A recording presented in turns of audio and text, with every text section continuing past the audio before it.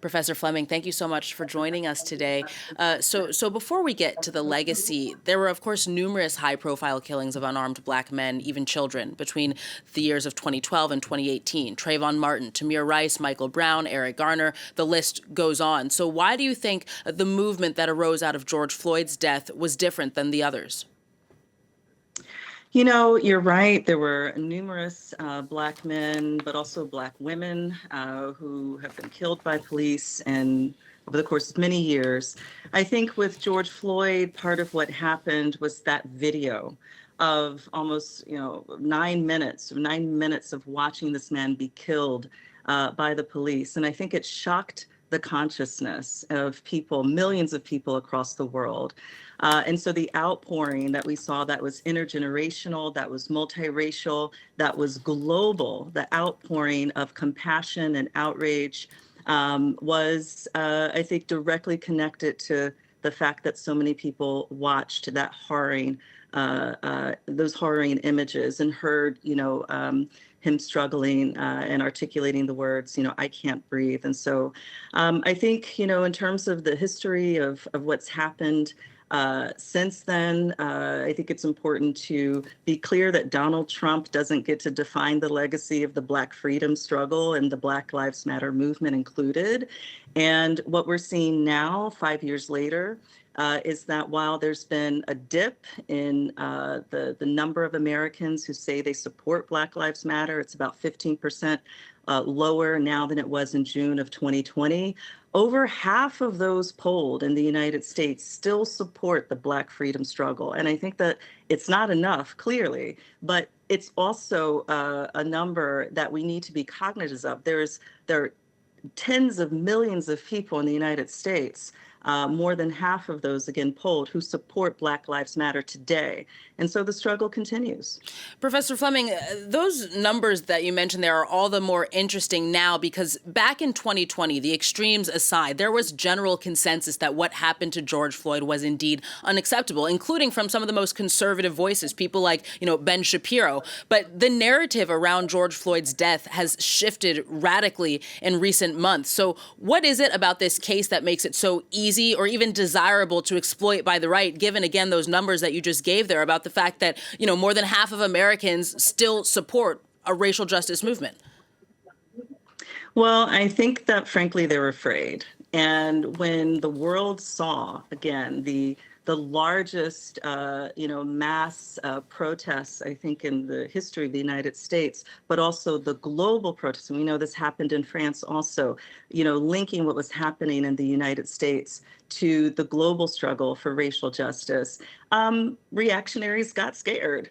And they used the tools of misinformation, disinformation, and fear mongering to try to push back, right, on the progress that's being made to raise awareness and to enact policies to address centuries of racial inequity and injustice. And so I think that's what happened. The fact is, protest matters. Racial literacy matters. And we know this. I wrote a book called How to Be Less Stupid About Race. And I and about 300 other authors earlier this spring saw that our books were banned from the Naval Academy Library. First of all, I think it's important that our books were acquired by the library. That matters too. But my book, Maya Angelou's work, books about the Holocaust were removed from this library. And this is part, as you know, of a larger effort from the Trump administration to ban and censor scholarship and writing, again, that can turn knowledge into power. So they're afraid, and they should be, because the struggle for racial justice continues and is not going to be abated despite the backlash that we're seeing today. From a legislative perspective, and before Donald Trump took office, what kind of reforms had been passed in the United States since George Floyd's killing? Well, one of the problems we've seen both before and after the killing of George Floyd is that, there's this framework around police reform that really is limited in terms of the transformation that it can bring about for racial justice. And so a number of things that we've seen in the United States since the killing of George Floyd, whether it was a rise in awareness around the discourse of moving funding from police departments to social services and education, or federal oversight over police departments that have a documented history of racial abuses and violence. Those policies and those narratives are being virulently attacked and rolled back by the Trump administration. And so, we remain in the United States in a situation where those who are advocates for justice understand that reform is not enough, that we need massive transformation that elevates lives over property and over investments in militarized police, and that we need social services and education that benefits all people in the United States. And it's really important also to know that part of the backlash against Black Lives Matter is also deeply connected to the weaponization of ICE right now and what's happening with the Trump's administration, their efforts to, flout the rule of law, to deport individuals, mainly those who are not of European descent, but not only. We see that it's, being weaponized in multiple directions to engage in restrictive immigration policies and horrific deportations. So again, there's a lot of work to do. Reform is not enough. And advocates on the ground, as well as community members across the country, continue the hard work of advancing racial justice. Professor Fleming, we just have less than a minute left, but I do want to ask you, because you mentioned the backlash there.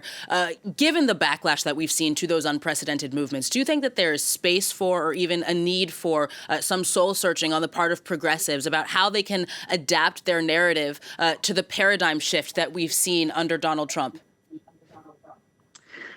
I think there is ample room for soul searching across the board. I think there needs to be a reckoning around why tens of millions of Americans support racial justice, and yet tens of millions of others support white supremacist violence, inequity, and injustice.